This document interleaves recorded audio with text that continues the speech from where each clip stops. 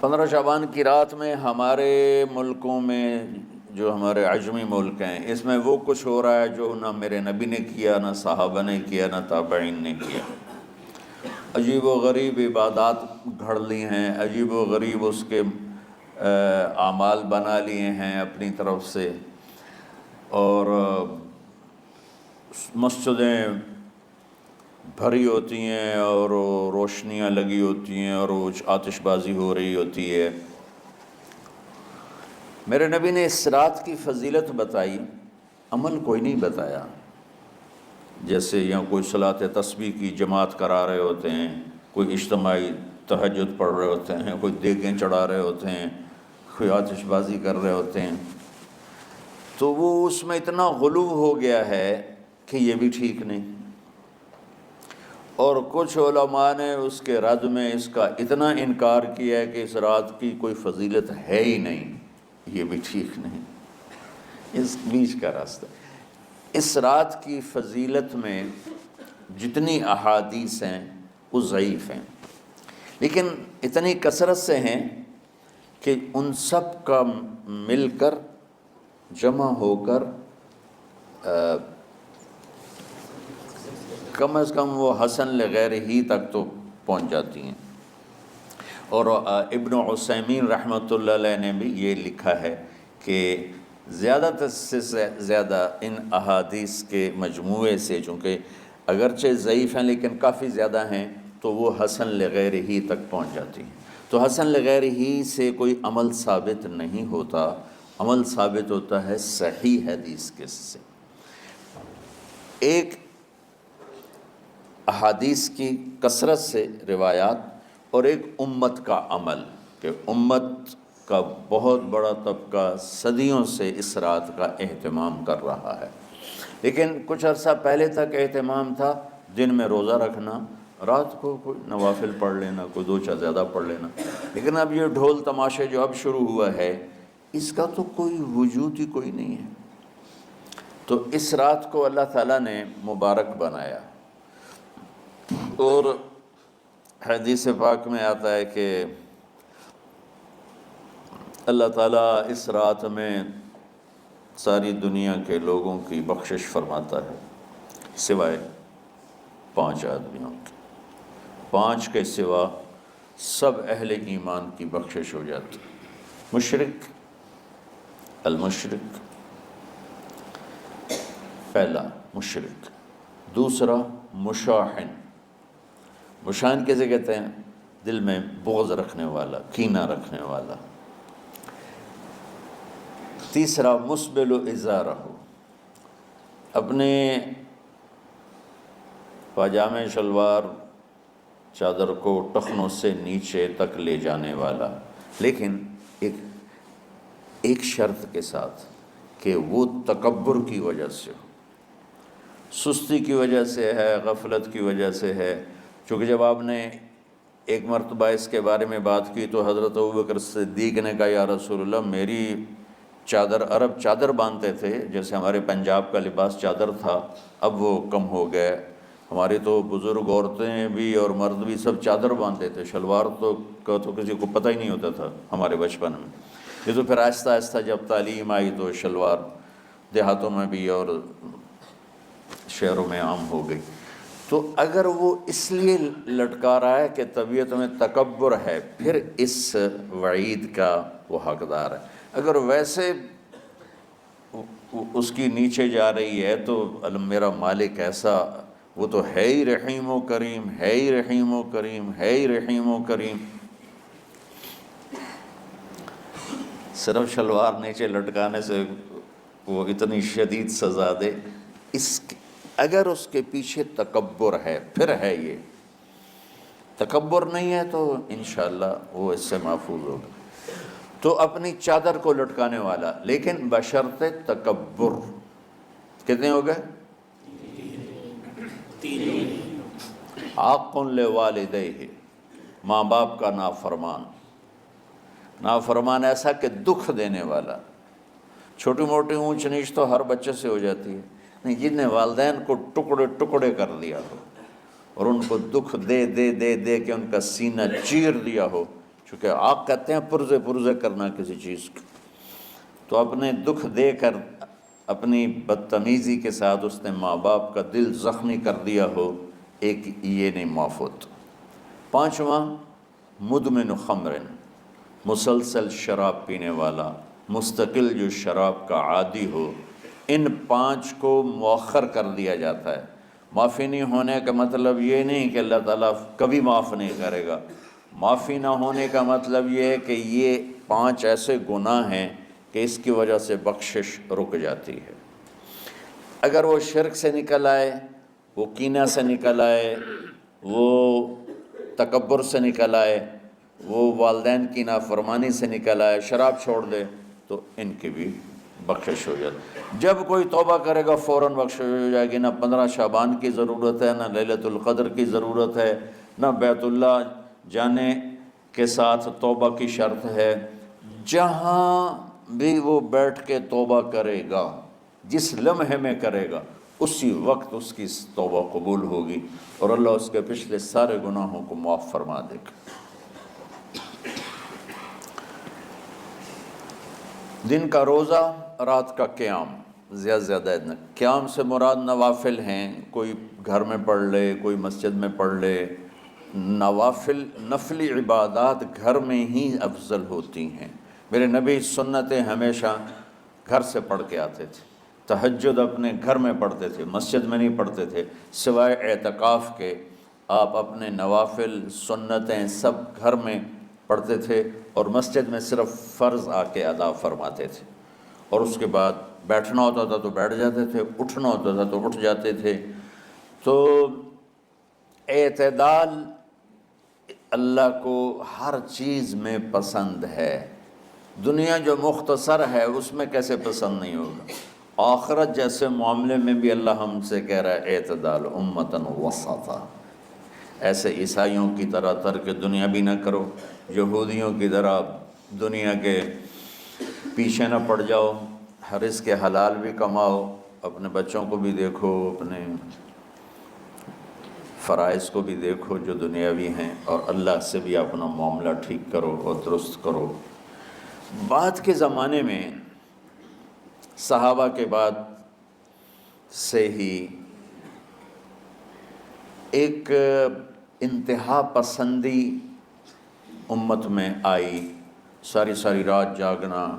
فلاں بزرگ تھے، وہ رسے سے اپنے بالوں کو باندھ لیتے تھے کہ نماز پڑھتے پڑھتے جب نیند آئے اور جھٹکا لگے تو رسے سے بندھے ہوئے بالوں سے اس جھٹکے سے تکلیف ہو اور ان کی آنکھ کھل جائے اور پھر نفلوں میں شروع ہو جائے۔ ایک فلاں بزرگ تھے، وہ اپنے آنکھوں میں نمک کا سرما لگاتے تھے تاکہ آنکھیں جل جائیں، اس میں وہ جلن پیدا ہو جائے اور نیند اڑ جائے۔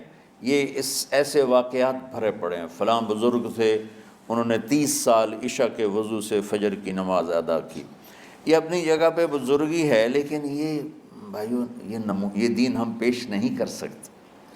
فلاں بزرگ تھے، وہ 30 سال سے ستو کھا رہے تھے کہ روٹی کھانے اور ستو کھانے میں 70 دفعہ سبحان اللہ کا فرق پڑ جاتا ہے، تو روٹی کھائیں تو 70 دفعہ سبحان اللہ کم کہہ سکتے ہیں، اور ستو کھائیں تو 70 دفعہ سبحان اللہ زیادہ کہہ سکتے ہیں۔ تو لہٰذا انہوں نے کہا مجھے تو 30 سال ہو گئے، میں تو ستو کھا رہا ہوں، میں تو روٹی نہیں کھا رہا۔ یہ دین نہیں ہے، یعنی یہ وہ دین نہیں جو ہم انسانیت کو پیش کر سکتے۔ یہ تو لوگوں کو دوڑانے والی بات ہے۔ اور ایک آدمی ایک بزرگ سے ملنے گیا تو وہ نوافل پڑھ رہے تھے، وہ ظہر سے عصر تک نفل پڑھتے رہے، وہ ان کے انتظار میں بیٹھا رہا۔ پھر عصر سے مغرب تک وہ مراقبہ کرتے رہے، وہ انتظار میں بیٹھا رہا۔ پھر مغرب سے عشاء تک وہ نفل پڑھتے رہے، وہ بیچارہ انتظار کرتا رہا۔ پھر عشاء کے بعد پھر نفل شروع کیے تو تہجد تک نفل پڑھتے گئے اور وہ بیچارہ پیچھے بیٹھا ہوا۔ تو تہجد کے آخر میں ان کی مصلی پہ بیٹھے بیٹھے ایسے اونگ آ گئی، تو یوں جھٹکا لگا تو کہا یا اللہ میں اس آنکھ سے پناہ مانگتا ہوں جو سونے سے اس کا دل ہی نہیں بھرتا۔ اور پھر اس کے بعد فجر کی نماز پڑھ کے اشراق تک بیٹھے رہے، پھر اشراق پڑھے، اخیر وہ بیچارہ اٹھی کے واپس آ گیا کہ لگتا ہے نام تا ویل ہی کوئی نہیں، تو وہ اس نے کسی سے پوچھا کہ یہ بزرگ کب سے یہ کر رہے ہیں؟ کہ پچھلے 30 سال سے کر رہے ہیں۔ یہ رہبانیت کی شکل ہے، یہ وہ دین نہیں جو ہم لوگوں کو پیش کریں گے تو وہ کہیں گے واہ واہ واہ واہ کیا دین ہے بھائی، قبول کرو۔ یہ ایک قسم کا غلو آیا۔ میں ایک حدیث سناتا ہوں، بخاری شریف میں بھی ہے، مجھے اب ہر شے بھول گئی، لیکن وہ ہے نہی الغلو، اس طرح کر کے آپ لوگ زیادہ جانتے ہوں گے جو پڑھ رہے ہیں، کہ غلو سے نہیں۔ حدیث آپ کو سب کو یاد ہوگی کہ 3 صحابہ آئے اللہ کے نبی کے گھر اور پوچھا کہ اللہ کے نبی رات کیسے گزارتے ہیں؟ تو گھر والوں نے کہا سوتے بھی ہیں، جاگتے بھی ہیں، کھاتے بھی ہیں۔ تو وہ تینوں آپس میں کہنے لگے وہ تو نبی ہیں، سوئیں بھی تو کوئی بات نہیں، اور شادی ہے کوئی بات نہیں، ہم تو نبی نہیں، ہمیں تو کچھ کرنا چاہیے۔ ایک نے کہا کہ میں ساری زندگی روزہ نہیں چھوڑوں گا، ایک نے کہا کہ میں ساری زندگی سوؤں گا نہیں، ایک نے کہا میں ساری زندگی شادی نہیں کروں گا۔ تو دیکھنے میں تو واہ واہ کیا بڑی بزرگی ہے بھائی، بڑے بزرگ ہیں۔ ہمارے نبی کو پتہ چلا آپ نے تینوں کو بلا لیا، کہ تم مجھ سے زیادہ اللہ سے ڈرنے والے ہو، میں تم سے انا اتقاکم یا اخشاکم، الفاظ آپ لوگوں کو زیادہ یاد ہوں گے لیکن مفہوم میں صحیح پیش کر رہا ہوں۔ آپ نے کہا میں تم سے زیادہ اللہ کو جانتا ہوں، تم سے زیادہ اللہ سے ڈرتا ہوں، میں سوتا بھی ہوں، میں کھاتا بھی ہوں، میں روزے بھی رکھتا ہوں، میں چھوڑ بھی دیتا ہوں، میری بیویاں بھی ہیں، میں اپنی بیویوں کے پاس بھی جاتا ہوں۔ تم دین میں غلو سے بچو، پہلے امتوں کو ہلاک کر دیا دین میں غلو۔ دنیا میں غلو یعنی انتہا پسندی، ایکسٹریمسٹ ہونا، دنیا ہو یا دین ہو، دونوں میں اعتدال بچو، اللہ تعالیٰ کو پسند ہے۔ تو شعبان کے حوالے سے ایک علماء کا طبقہ اتنا رد میں گیا کہ ایسی نفی کر دی کہ جیسے ہے ہی کچھ نہیں، یہ بھی غلط ہے۔ ایک طبقہ وہ ہے جو پتہ نہیں کیا کچھ کرتا ہے شب برات کے نام پر، وہ بھی غلط۔ ساری حدیثوں کو ملا کر روزہ اور رات کا قیام، کہ رات کو اٹھ کے کچھ اللہ کو یاد کر لو، یہ لیلۃ القدر ہے۔ انا انزلناہ فی لیلۃ مبارکۃ، یہاں دوسرے لیلہ مبارک رات میں ہم نے قرآن کو اتارا۔ دوسری آیت کو جوڑو، انا انزلناہ فی لیلۃ القدر، ہم نے قرآن کو لیلۃ القدر میں اتارا۔ تو وہ آیت اس آیت کا ترجمہ کر رہی کہ لیلۃ مبارک سے مراد لیلۃ القدر ہے، 15 شعبان نہیں۔ لیکن بعض مفسرین جو بڑے لوگ ہیں، لہذا ہم سب کا ادب احترام کرتے ہیں، لیکن رائے کا اختلاف وہیں بڑے علماء میں ہی ہے، تو اسی کو میں آپ کے سامنے نقل کر رہا ہوں، کوئی اپنی رائے نہیں دے رہا ہوں۔ تو ان سے یہ صاف ہو گیا کہ انہوں نے اس کو 15 شعبان بنا دیا۔ یہ 15 شعبان کی رات نہیں ہے، یہ لیلۃ القدر ہے، کہ جس میں وہ پورے سال کے احکام اعلان کر دیے جاتے ہیں، وہ شب قدر ہے۔ اس میں بھی معافی ہوتی ہے، اس میں بھی معافی ہوتی ہے، لیکن شب قدر تو قرآن سے صحیح احادیث سے ثابت ہے، اور شعبان کی رات ضعیف حدیثوں سے ثابت ہے، لیکن کثرت حسن لغیرہ ہی اور امت کا عمل اس میں بہت بڑی گنجائش پیدا کرتا ہے۔ تو جو بچہ روزہ رکھنا چاہے ضرور رکھے، جو رات کو اٹھنا چاہے ضرور اٹھے، لیکن وہ اتنا نہ اٹھے کہ صبح سبق میں سویا پڑا ہو۔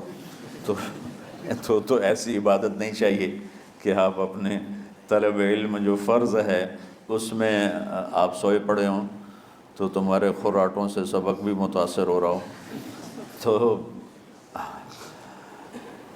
اعتدال بچوں، ہر چیز میں اعتدال۔ تو اس میں یہ جو 5 ہیں، ایک مشرک، ایک مشاحن۔ مشاحن کون ہے؟ جو دل میں کینہ بغض رکھتا ہو۔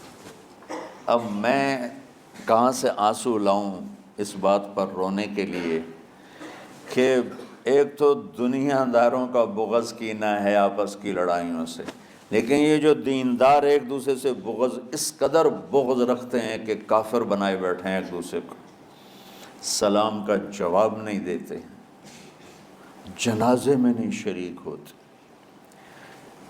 اس کا جرم واپس جاتا ہے تاجروں کو نہیں، حکمرانوں کو نہیں، خطیبوں کو، نادان، ہر خطیب نہیں، نادان خطیبوں کو، جو ہر مکتبہ فکر میں موجود ہیں، جو اس شدت کے ساتھ اوروں کی نفی کرتے ہیں اور اپنے آپ کو صحیح کہتے ہیں کہ جیسے باقی سب جہنمی ہیں، سب کافر ہیں، اور صرف ہم ہی صحیح ہیں اور ہم ہی جنت میں جائیں گے اور کوئی جنت میں نہیں جائے گا۔ تو جو کہ اس میڈیا کے ذریعے سے بہت سی امت سن رہی ہے، تو میں دیکھو بچوں ہاتھ جوڑتا ہوں اللہ کے واسطے، دین پیش کرنا، کافر کافر کے نعرے مت لگانا، اور یہ کافر وہ کافر، یہ کافر وہ کافر، اللہ بڑا کریم ہے۔ ابو زرع رحمۃ اللہ علیہ بڑے محدثین میں سے ہیں، فرماتے تھے مجھے 1,00,000 حدیث اس طرح یاد ہے جیسے تمہیں سورہ فاتحہ یاد۔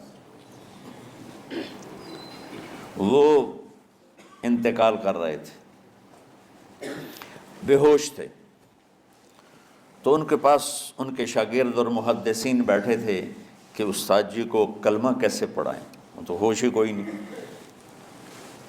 اور بے ہوشی میں کیا ہوش میں بھی ہو کوئی تو اس کو یوں سیدھا نہیں کہتے کلمہ پڑھو، بلکہ اس کے پاس بیٹھ کے لا الہ الا اللہ لا الہ الا اللہ پڑھتے ہیں کہ کہیں وہ کہنے سے انکار نہ کر دے۔ تو کلمہ پڑھے بغیر بھی ایمان پہ موت آتی ہے۔ ہمارے ایک بڑے قریبی تھے، میرے والد کے بڑے دوست، ان کا اچانک انتقال ہو گیا، تو میں نے ان کو خواب میں دیکھا، تو میں خواب میں ان سے کہہ رہا ہوں، وہ مجھے اپنا کہا دیکھو بیٹا یہ میرا گھر ہے جنت میں، تو میں نے ان سے کہا چاچا تسا کلمہ تا پڑھیا کوئی نہ آئی، میں خواب میں کہہ رہا ہوں کہ چاچا تسا کلمہ تا پڑھیا کوئی نہ آئی، کہ پتر کلمہ پڑھنا ضروری نہیں ہوتا، ایمان ضروری ہوتا ہے، ایمان ضروری ہوتا ہے، ہاں اس کا اظہار ہو جائے تو پھر وہ مہر لگ گئی، من کان آخر کلامہ لا الہ الا اللہ دخل جس کا آخری کلام لا الہ الا اللہ ہوگا وہ جنت میں داخل ہوگا۔